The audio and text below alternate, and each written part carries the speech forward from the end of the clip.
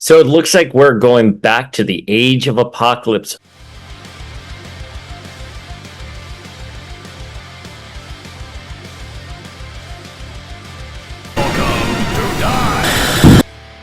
Boom, what's up, Familia? Dayspring here with an episode of Power of X-Men to discuss X-Men of Apocalypse #1, which will see the return of my favorite character ever, Nate Gray.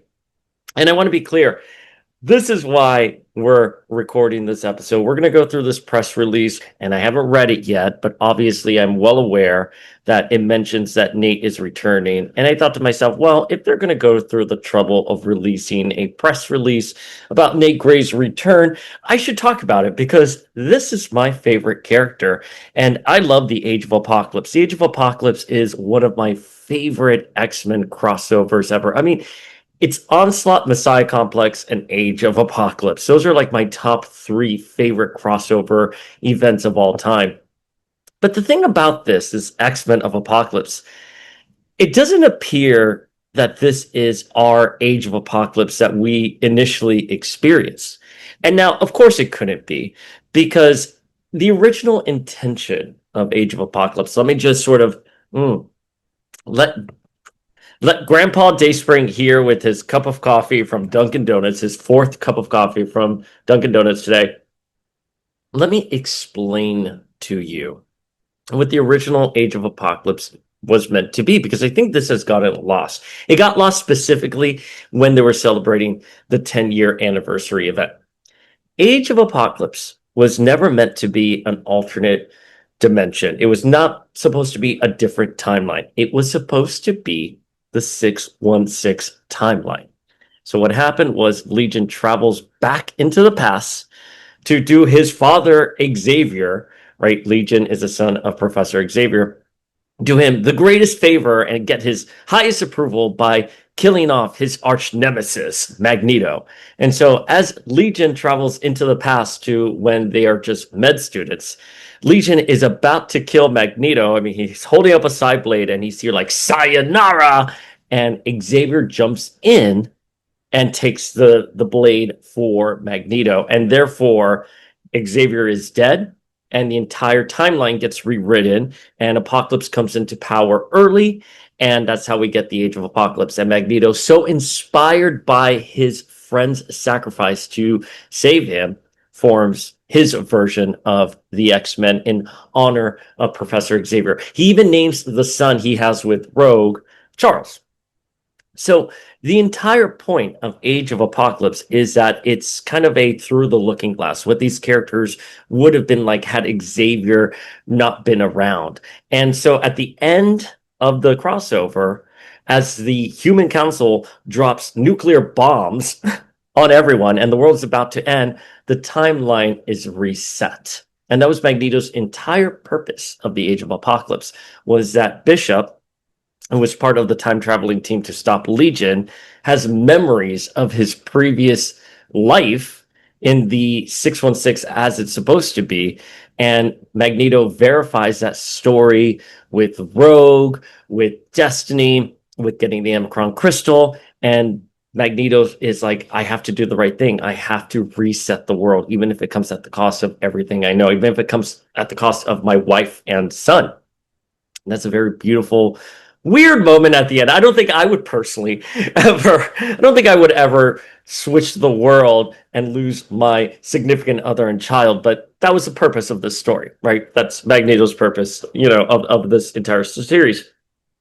So when the 10th year anniversary came along, we were told that Magneto stopped those bombs from actually detonating. And as the story unfolded, it was like, actually, it wasn't Magneto. It was Jean who had initially died, but she had reawakened as Phoenix. And she was the one who stopped the bombs. Now, there were some characters that crossed over to the main 616 universe. Blink being one of them. She went via Exiles. She joined the Exiles team. So she was dimension hopping before landing on the 616. Nemesis, aka Holocaust, Dark Beast, my personal favorite, of course, Nate Gray, infamously with Nemesis. They both cross over together. We even saw in Uncanny X-Force some Age of Apocalypse characters crossing over, like Iceman, like Nightcrawler, like Jean, like Wolverine, Weapon X Wolverine. So they even went into the Age of Apocalypse. So the story has been already seen and has been done. So now we're going to be revisiting the Age of Apocalypse for a 30th anniversary. And don't get me wrong, 30 years of this crossover that was invented by Scott Lobdell. We're good friends with Scott Lobdell. He was the one who came up with the idea of the Age of Apocalypse. And seeing this story being celebrated 30 years later, of course, you're going to want to be excited and celebrate it. But I don't know. From what I've heard, from the little I've seen, I've sort of been kind of like thrown around. I don't know. We've had Jeff Loeb on the podcast before. We had him last fall. We did a 2-part episode. Me and Flink just sat back and let Jeff speak because Jeff gave us the entire editorial history of Nate Gray, his original intention for Nate. And that episode is available on this channel right now. But Jeff, it's very curious that Jeff Loeb is coming back to spearhead X-Men of Apocalypse for a 30th anniversary event of Age of Apocalypse. Because as Jeff would say in this episode, I'm not saying anything, the episode that we did with him, not saying anything out of turn here. He wasn't a major player in Age of Apocalypse. He just did the X-Man book, the Nate Gray book, which we love, and we're happy he did that. So it's curious that he's now overseeing the 30th anniversary of Age of Apocalypse. So why don't we dive into this press release? We'll go through it. I'll give you my feels on it. Let's see. Let's unpack what Marvel is doing. I have been disappointed in the comics recently, and I do apologize. I wish this was 2019 again. How I wish this was 2019 again with the House of X and Powers of 10, Jonathan Hickman relaunch, because everyone was reading the X books. Everyone was excited. There was real energy in the air. And following X Manhunt, which you look at the original reaction video I had to that trailer, I was so excited for X Manhunt. And then the giant size milestone. I came at it with the biggest open heart that I could have, but those both crossover events have bombed. And I'm reading Imperial now. Is Imperial or Imperium? The Jonathan Hickman 4-issue massive crossover. And it's good. It's good. But it's not making any waves. And we're living in a world where these comic books are just not doing well when comic books of the 90s, up until, I want to say, House of X, Powers of 10, the comic book industry, I fought to be like, these are really great, deeply literary sci-fi stories that are an examination of society, of character, of politics, of spirituality, of the entire spectrum of human existence. You can find it in a good comic book. And now I find it hard to defend any of some of the recent stuff that are being published, and it's really unfortunate. But that being said, and I always say this because I get a lot of DMs on Power of X-Men. If you're enjoying these comics, that's great. I think you are in the right to always enjoy something. You should never let some random middle-aged man who drinks too much Dunkin' Donuts coffee ever sour your experience. But I think you need to be the one spearheading those conversations about what makes these recent comics good. So again, I want to be fair and balanced here. I'm just not a big fan. I think the modern interpretation of the X books with From the Ashes under Tom Brevoort's reign is absolute garbage. It's just not good. And we have real big talent in the X office right now. This is not a jab at the writers or the artists. This is a jab at direction, and that Marvel doesn't really seem to understand where to go.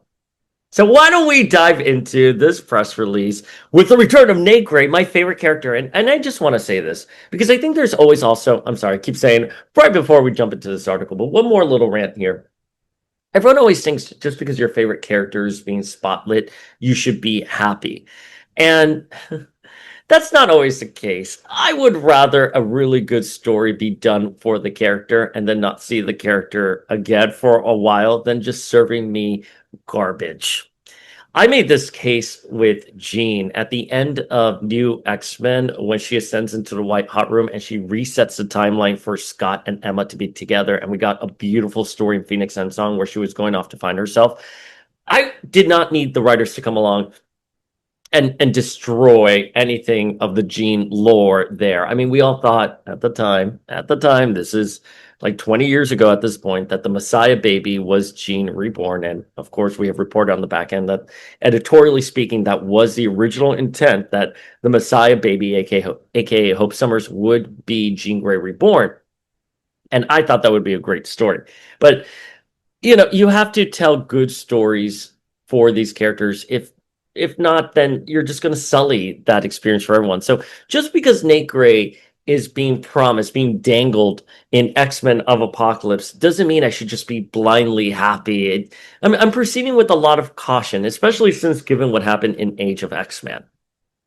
So let's dive into this press release. X-Men of Apocalypse #1 sees the Age of Apocalypse X-Men enter the main Marvel universe. Well, again, we've already seen Age of Apocalypse characters cross over into the main Marvel universe with Uncanny X-Force, the Rick Remender run. All right. The Age of Apocalypse returns in X-Men of Apocalypse, a 6-part event series by legendary scribe Jeff Loeb, a writer behind the original event, and Eisner-nominated artist Simone Di Meo. Marking the 30th anniversary of the revolutionary 90s X-Men crossover, X-Men of Apocalypse will mirror the original epic, kicking off next month in X-Men of Apocalypse Alpha Issue 1, continuing through X-Men of Apocalypse issues 1 through 4, and concluding in X-Men of Apocalypse Omega. X-Men of Apocalypse Alpha hits stands in just a few weeks, and today, 4 covers for X-Men of Apocalypse issue 1 on sale in November are revealed. So you know what? I'm going to appreciate this, and I'm seeing this with the Hickman crossover. It's not like a 20-book event. I will say, though, the original Age of Apocalypse, and we've spoken with Scott about this. This is on this channel right here, our interview with Scott Lobdell. We've interviewed him several times on the podcast. We even have exclusive clips of him explaining things like why wasn't Psylocke in the original Age of Apocalypse over on our Instagram page. So please hit us up at Power of X-Men on Instagram. We conduct a lot of polls there. We have a lot of exclusive content there. It's where our main platform exists. But okay, so what I really do appreciate is that these crossovers are so big, but the original Age of Apocalypse was the idea that all of these different stories were converging at a point, which would have been X-Men Omega. And Scott was telling the writers at the time, like, hey, I don't care the stories you do, you just have to hit these beats and make sure that at the end, everyone's converging on this bridge in X-Men Omega. That is incredible. Absolutely, that in the 90s, they could pull off that sort of coordination with the limited communications. They didn't have Jabber or Slack or whatever back at GChat, however the X office is communicating these days. But the original crossover, I think what really does need to be said and why it was so special is that when you were just a kid going to the comic book store, and I didn't go to the comic book store, I discovered Age of Apocalypse later on. When I was at a grocery store in Captiva, Florida, there was a spinner rack. I was at Jerry's on Sanibel Island, and there was a spinner rack, and I saw the Age of Apocalypse issues. I was like, what is going on here? We didn't know what was going on. No one knew what was happening with the Age of Apocalypse. And again, at the time, the X-Men were the best-selling comic. I mean, they were leading the industry. They were carrying the comic book industry. So for someone, aka Scott Lobdell, to come to editorial and sales and say, hey, we're going to cancel all of these books and we're going to relaunch with these new titles in a different world, it was just unheard of. Again, this is the art of comic book sales, of comic book marketing, of comic book storytelling, of understanding the market you're in. That's what makes so many of these stories so incredibly powerful, was the context in which they were created. Of course, a 30th anniversary event will not have that same levity, but I wish that some credit would be given. It's a little bit more than we just had an alpha, a story, and then an omega. It was that this was unheard of at the time that the comic books were being written. Okay. DiMeo teases the return of Loeb's iconic co-creation, Nate Gray, aka X-Man, legendary artist Arthur Adams, spotlights Rogue, Magneto, and Gambit, the steamy X-Men love triangle that Age of Apocalypse made even more complex. Oh, it did. Best-selling cover artist Fan Yang delivers a stunning portrait of one of Age of Apocalypse's biggest breakout stars, Blink, and an influential 90s superstar, Joe Madureira, continues his series of covering features the very characters he helped define with an electrifying depiction of Age of Apocalypse's Storm. Another creator behind the original Age of Apocalypse, Joe Mad returns to the franchise for the first time in decades for the special anniversary event, drawing a variant cover for each issue of X-Men Apocalypse. Joe Mad's covers will also be available as Virgin versions. So excited to see Joe Mad back. You know, Joe Mad and Jeff Loeb together harkens back to The Ultimates, and that was a very contentious run back in the day. We also talked about The Ultimates and what was going on with Wanda and Pietro at that time with that episode with Jeff Loeb. So please go check it out. I'll link it in the description below. But okay, so we have Joe Mad coming back, which is great. We have Jeff Loeb, who was originally just writing the X-Men series. And we have varying covers. Let's see right here. There's that Nate cover with Sabretooth and Wild Child, and Nate being kind of like bound there. I love seeing Nate. But there's Blink, there's Rogue, Gambit, and Magneto. And like, by the way, to the credit, that marketing copy is not being hyperbolic at all. The love triangle was very evident from very early on in X-Men Alpha between Rogue, Magneto, and Gambit. In this version, Gambit and Magneto were like best friends until they were being attacked by the Madri, who were Apocalypse's army, and Rogue opted to save Magneto first, and Gambit got really hurt. And then Magneto married Rogue and had baby Bebet Charles. So, yeah.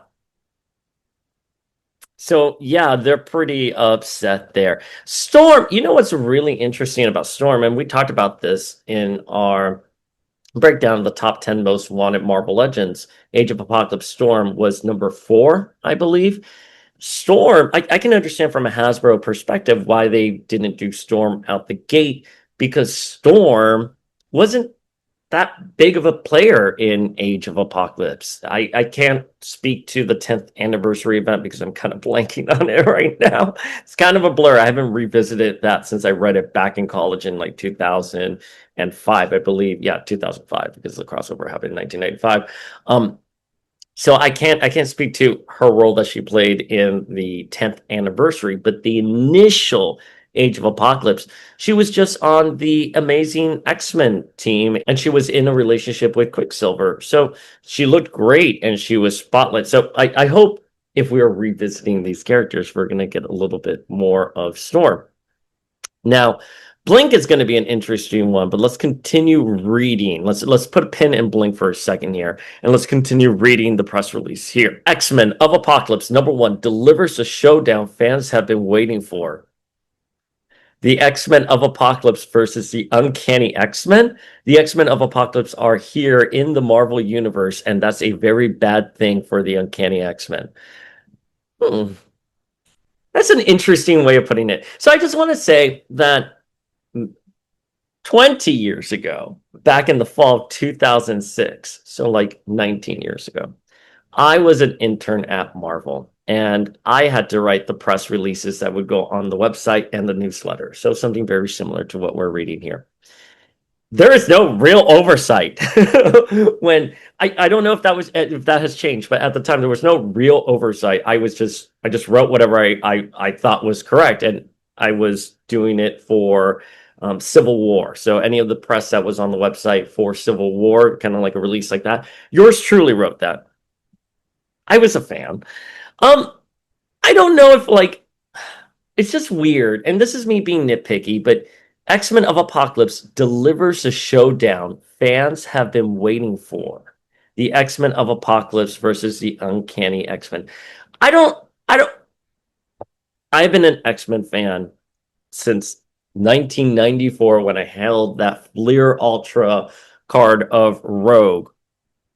I knew of the X-Men before, of course, but I started becoming a diehard fan in 1994. For the last 5 years, I've had to have an ear my ground on conversations that I normally wouldn't have as my own personal fandom, but how other people have fandom conversations, right? What strengths other people see, what they like, what they don't like, independent of my own feels on the X-Men, right? I don't think I have heard anyone say we're dying to see the X-Men of Apocalypse. Should be the Age of Apocalypse X-Men, but for the sake of this, it's X-Men of Apocalypse versus the mainstream X-Men. But do you guys want to see that? I know there are going to be some people who probably say, "Yeah, I want to see that," because of course, but that's not a conversation that's been happening. I this is like again like it's kind of like when they're putting Kamala in these pivotal moments in X-Men history. And it's like the fans don't want this. I don't want to see Age of Apocalypse Sabretooth versus normal 616 Sabretooth. Right? The X books are barely at a place that I want to read them at. So now you're going to give me alternate versions of these characters fighting. The multiverse needs to end. I was watching, what was I watching? And I liked it, by the way, Peacemaker season 2. I like Peacemaker quite a bit. I love season 1. I thought season 2 was strong. It was a strong opening, but I kind of grunted. I was like, oh, we're doing the multiverse for Peacemaker as well. I just need a multiverse break, a CS. Age of Apocalypse, an adaptation of Age of Apocalypse is the exception to that because again, it's not truly a multiverse story, it's a rewriting of the current history. But anyways, I don't need an alternate universe of a character fighting a mainstream version of the character. I don't know. Am I being nitpicky again? I don't want to be nitpicky. I wish I could turn off my brain and just be happy that Nate Gray is on a cover and we haven't really seen him since. Well, we've gotten a little bit of hints of Nate throughout the years, right? Steve Orlando in his 2099 story had a little eyeball in a jar that was Nate's. It's horrible to think that that's how Nate's future would end. And also, at the end of the Krakoan Age, when Phoenix was fighting Enigma, we saw all these different versions of characters all imbued with the Phoenix Force, and of course, Nate was among them. But our actual Nate, the Nate from the original Age of Apocalypse that crossed over and has been in the 616 for the last 3 decades, that Nate stayed behind in the Age of X-Men Pocket Universe, where he had a psychic construct of Magneto, and they were sort of debating philosophy. And that's the last we saw of Nate was at the Age of X-Men. That's his last official appearance of the Nate we know. Okay, so, this is technically not our Nate, unless it's our Nate that... Let's continue reading this. Let's get the full context here before I start speculating. Taking place in the direct aftermath, there you go. Taking place in the direct aftermath of the original crossover's explosive finale, X-Men of Apocalypse reignites the mission of this iconic reality's X-Men as they journey here to ensure their universe's survival. What? Taking place in the direct aftermath of the original crossover's explosive finale, X-Men of Apocalypse reignites the mission of this iconic reality's X-Men as they journey here to ensure their universe's survival. But it was never about survival of their universe. It was all about resetting the universe to how it was supposed to be. What? Does anyone at Marvel read their comics? That's all I want. I just want someone on Marvel's end to read their own comic books. And again, I mean, listen, this is a 30-year-old story, so but I'm still a fan because of this story. It was never about their universe surviving. I mean, again, literally, the final pages of Age of... Even if you didn't read anything, but you're going to read the final pages of Age of Apocalypse, X-Men Omega, um, literally Magneto says Apocalypse is done, and with him are his world. And Rogue, holding baby Charles, looks at him and goes, "But Eric, our world." And he goes, "No, this was never our world. There's another world out there, and where Charles Xavier, who inspired me, and I was able to create all this good because of him." And then, the bombs go off, and him, Rogue, and baby Charles presumably got incinerated, but the universe reset itself. So it was never about them ensuring their universe's survival. It was the opposite. It was about resetting the universe. They've kind of already lost me. When you're kind of like excited for something, but then like it just hits you and like you get that sinking feeling in your stomach. You're like, oh man, no one cares anymore. I feel like can I tell you something? I feel sometimes like I'm the last person at the party and like I'm still celebrating these books. It's hard not to celebrate these characters in these books because even up until a few years ago, people were really enjoying the X books. I mean, it's so weird to think that Lockdown is about 5, 6 years ago at this point, 5.5 years, whatever the math is. But 5.5 years ago, man, we were all excited for the Hellfire Gala year one. And now here we are, like thinking, like, oh man, did I stay too late at the party? This desperate mission will take place. This desperate mission will take them into the main Marvel universe, where they will come into conflict with their classic counterparts, forever impacting both teams' destinies. Okay. My mind immediately went to Rogue and Age of Apocalypse Rogue and all the conversations that are going to be happening because since X-Men 97, people have had high feelings of Gambit, Rogue, and Magneto. So I guess that's good. I want to see those conversations happening. Okay. D Mayo says, I've been a big fan of Jeff's for years. I read a lot of his books with amazing artists like Joe Mad. I'm really lucky to work on this project, but sometimes I also feel under pressure for this reason because a lot of people know Jeff's work and I need to do my best to create something special with him. What? Oh, okay. So if I was upset by the previous paragraph, D Mayo's comments here, this is who I want working on the X books. That is such a beautiful. I also feel under pressure for this reason because a lot of people know Jeff's work and I need to do my best to create something special with him. What a beautiful line. I'm so glad, DiMeo, I am so glad that you are on the X books. That was a wonderful quote. That lifted me up a little bit. All right, here we go. Here's the Nate Gray part before we end the article. Finally, at the end. I'm bringing back Nate Gray. Loeb said, an Age of Apocalypse celebration wouldn't be complete with X-Man.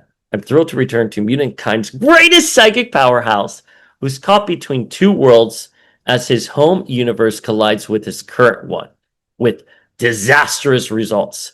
The X-Men of Apocalypse have arrived, but the Uncanny X-Men aren't going to be the most welcoming. Pick up X-Men of Apocalypse Alpha #1 on September 3rd. All right, so I'm kind of confused about what's going on here. Okay, so could this be our 616? Or I'm saying 616 Nate, but can this be our main universe Nate, where he is still in between universes in the pocket universe of Age of X-Men? Or is this, I mean, if this happens right after the explosive finale of the original X-Men Omega, that would mean that Nate and Nemesis were transitioning, in the process of crossing over. So is this a different version of Nate, or is this the Nate we know who's in the Age of X-Men? I don't know. Similarly with Blink, so this is my question, because we see a Blink there, and I'm assuming they're going to be able to go into the main universe because of Blink. Is this going to be a Blink we've already known and seen, or a different version, right? I wanted to understand the scope of this story because this is my ideal scenario here. Age of Apocalypse, Blink, and Nate are technically have already crossed over. They're in the 616. So could Age of Apocalypse Blink be like, hey man, I really miss my original world. I need to go try to find a way to save it. And she teleports in just as it's about to be destroyed. And Nate, who's in the Age of X-Men pocket universe is somehow freed and trying to save the world? Or is this just a straight up other version of the Age of Apocalypse? And Blink here would be a third version of the character, right? Because we have the Age of Apocalypse Exiles version Blink, and we have the original 616 Phalanx Covenant Blink, who originally died but was resurrected during Necrosha, and we saw her also in the Cracone Age. So if there's a different version of Age of Apocalypse Blink, that would mean that the main Marvel universe has three Blinks now.